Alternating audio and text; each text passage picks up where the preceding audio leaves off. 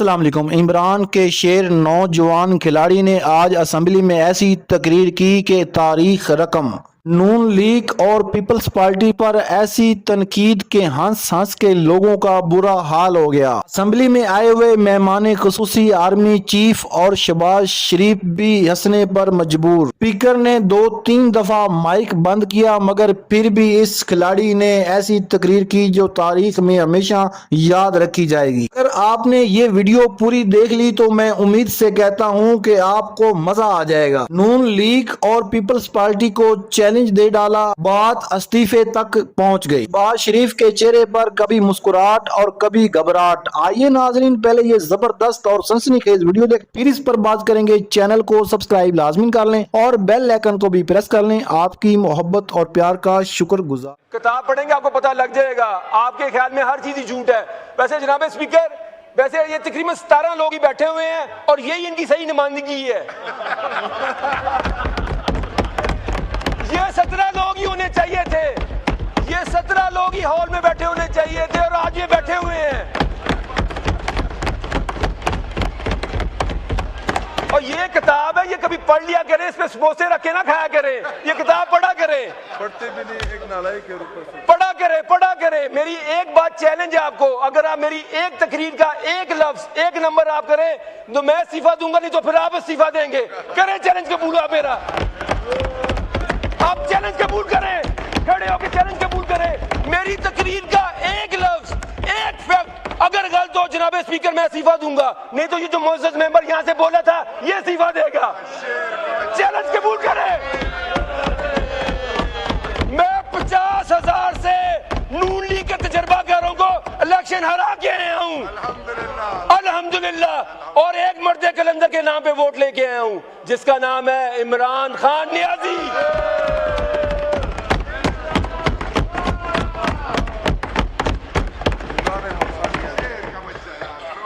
118 रुपए 1 लीटर के ऊपर पेट्रोलियम लेवी।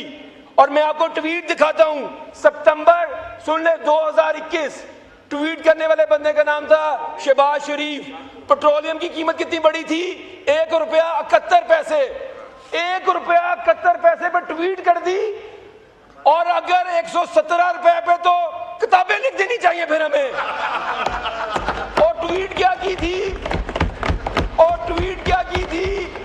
कि ये जालिमाना गैर मुंसिफाना 1 रुपया 71 पैसे। वैसे मुझे याद ही 2021 में 1 रुपया 71 पैसे का होंडा सिटी 70 आता था। आपने ऐसे ट्वीट किया कि उससे महंगाई का, बेरोजगारी का और नाइंसाफी का सुनामी आएगा। और 117 रुपए पे तो 20 रेक्टर स्केल का ज़ल्ज़ला आ जाना चाहिए था। लेकिन इनके वुज़रा टीवी पे आके डिफेंड क्या करते हैं? बड़े बड़े मुअश्शदान मैंने देखे हैं लेकिन ऐसे कभी नहीं देखे। कहते हैं पेट्रोल की कीमत में इजाफा करने से लोग डिस्करेज होते हैं। तो मैं क्या फिर 1000 रुपए भी बता दो, फिर कम ही में एक बारी फिर लॉजिक चेक करें। और मैं कसम से, अगर कभी हमने कभी इतनी कीमत बढ़ाई हो ना पेट्रोल की, मैं तो टीवी प्रोग्रामों का, मैं तो पाकिस्तान छोड़ के चला जाऊं। और फिर भी टीवी प्रोग्रामों में आते हैं ये। वाइंड अप करें। बताएं ये कहां गया है? पाकिस्तान का गरीब पिस गया है। पाकिस्तान की मईशत बैठ गई है। पाकिस्तान के कारखाने बंद हो गए हैं।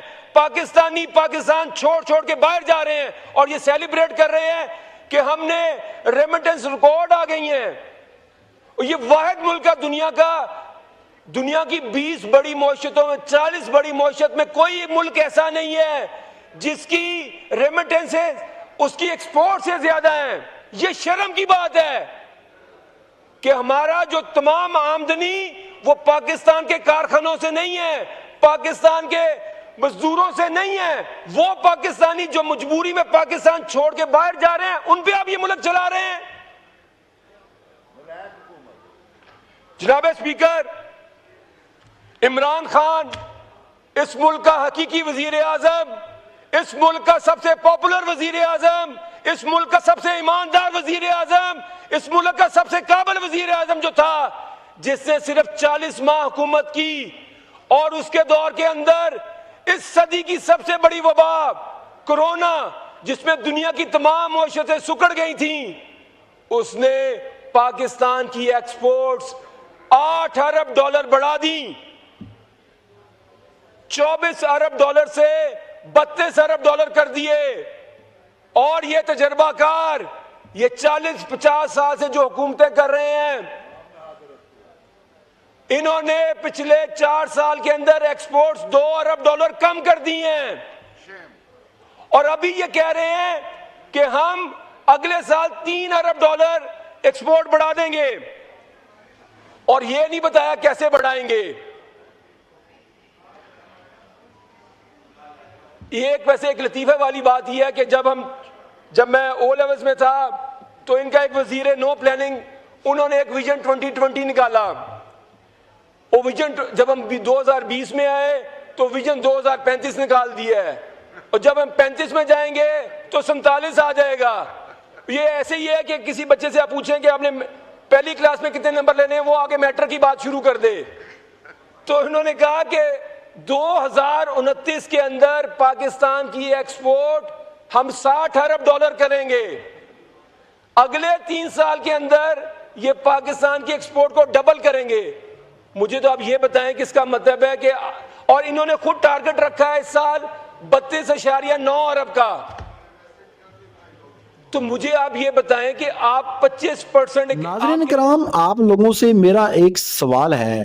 ये कप्तान के टैगर, नौजवान टैगर ने जो चैलेंज दिया है नून लीग को और पीपल्स पार्टी को कि आप भी इस्तीफा दो और मैं भी इस्तीफा देता हूं और दोबारा इलेक्शन लड़ते हैं, देखते हैं कौन जीतता है। आपके ख्याल में दोबारा वोट पीपल्स पार्टी को पड़ेगा, नून लीग को पड़ेगा या पीटीआई को?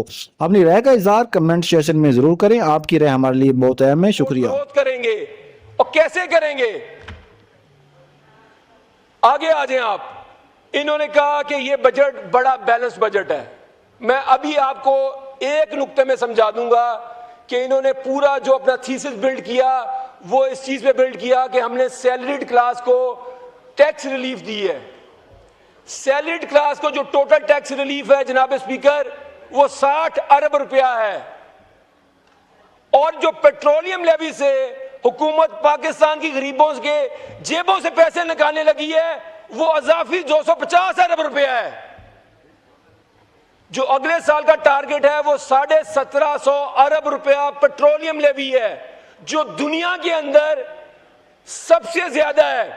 पाकिस्तान अपने टैक्स का 13% पेट्रोलियम डेवलपमेंट लेवी से इकट्ठा करता है। 13% टैक्स कलेक्ट करेगा पेट्रोलियम लेवी से, जो कि आपका आम मोटरसाइकिल वाला, रिक्शे वाला, चिंची वाला, ट्रांसपोर्टर वो यूज करता है। जनाब स्पीकर, आप बोलें कि बोलें, तवज्जो आपकी तरफ है। वो तवज्जो आप सच तवज्जो आपकी, शाह साहब तवज्जो कहीं और है आपकी। नो क्रॉस टॉक, आप बोलने देना ना आपको। इस हुकूमत के अपने नंबर हैं। इन्होंने पिछले साल इकोनॉमिक सर्वे में कहा कि पाकिस्तान की जो फीकस आमदनी है वो 1824 डॉलर है। अब इन्होंने क्या किया, इन्होंने कहा कि आमदनी तो बढ़ नहीं रही। इन्होंने कहा नहीं नहीं, हमारी जो पिछले साल आमदनी थी वो 1824 डॉलर फीकस नहीं थी, वो 1751 डॉलर फीकस थी। और इस साल हमारी की फीकस आमदनी 1901 डॉलर है। मुझे आप ये बताएं कि आपने जो आबादी का नंबर है वो 2024 का ले लिया और इकोनॉमी का नंबर आपने 2026 का ले लिया। जनाब स्पीकर, मैं आपको बताऊं, पाकिस्तान की फीकस आमदनी पिछले 4 साल में 28 डॉलर फीकस गिर चुकी है, और ये कह रहे हैं कि हमने 1901 डॉलर कर दी है। इसमें भी फॉर्म 47 चला है। आगे आ जाए। इस हुकूमत के अपने हमारे दौर के अंदर 2021-22 के अंदर सालाना पाकिस्तान तहरीक इंसाफ और वजीर आजम इमरान खान की हुकूमत 19 लाख नौकरियां हर साल नहीं पैदा कर रही थी। अगली बात, इन्होंने कहा जी हमारा नॉन टैक्स रेवेन्यू बढ़ गया है। जनाब स्पीकर, तवज्जो आपकी चाहिए सिर्फ। ये बातें होती रहेंगी ना स्पीकर, इधर तवज्जो करें। इन्होंने कहा जी हमारा नॉन टैक्स रेवेन्यू बढ़ गया है। अच्छा, वो नॉन टैक्स रेवेन्यू बढ़ा कैसे है, ये भी जरा सुन लें। स्टेट बैंक ने जो मुनाफा कमाया, वो मुनाफा कैसे कमाया, उसके अंदर इजाफा हुआ, 170% इजाफा हुआ। ये सुनने वाली बात है, इसको भी चैलेंज करें आप। उसके अंदर इजाफा हुआ, जो स्टेट बैंक का मुनाफा है उसके अंदर 170% इजाफा हुआ। वो इजाफा कैसे हुआ? क्योंकि आपने कर्जे बहुत ज्यादा लिए, उसके ऊपर जो आमदन हुई वो उन्होंने कहा ये हमारी आमदनी है, वो ये आमदनी चेक करें आप। अच्छा, दूसरी आमदनी क्या थी इनकी? दूसरी आमदनी इनकी क्या थी? सुने जनाब स्पीकर, क्या थी? ऊपर की दूसरी इनकी आमदनी थी पेट्रोलियम डेवलपमेंट लेवी, कि हमने मोटरसाइकिल वालों की जेबों को काट। इकराम, आपने इमरान खान के शेर और इमरान खान के नौजवान खिलाड़ी की तकरीर सुनी, जो कि काफ़ी मज़ेदार और हंसने पर मजबूर करने वाली तकरीर थी। नाज़रीन, उन्होंने तनकीद की मगर इखलाक के दायरे में रह के की, और उन्होंने नून लीग और पीपल्स पार्टी को चैलेंज भी दे डाला कि अगर आप इतने ही अपने आप को जमहूरियत के चैम्पियन समझते हैं या अपने आप को इतना ही अवाम में मकबूल लीडर समझते हैं, तो आप भी इस्तीफ़ा दो और मैं भी इस्तीफ़ा देता हूं और दोबारा आवाम के पास जाते हैं, देखते हैं कि आवाम किसको दोबारा वोट देती है और किसको दोबारा असेंबली में पहुंचाती है। इस पर नून लीग के लोगों ने शोर भी मचाया और काफ़ी घबराहट भी नज़र आई उनके चेहरे में। आपको पता है कि ये एक बजट इजलास हो रहा है और बजट जो है वो पेश कर दिया गया है, अब उसके ऊपर ये बहस हो रही है। मगर नाज़रीन, इस बजट में भी आवाम के ऊपर टैक्सों की बरमाद की गई है, जो आवाम पहले ही महंगाई और बेरोज़गारी की चक्की में पीस रही है।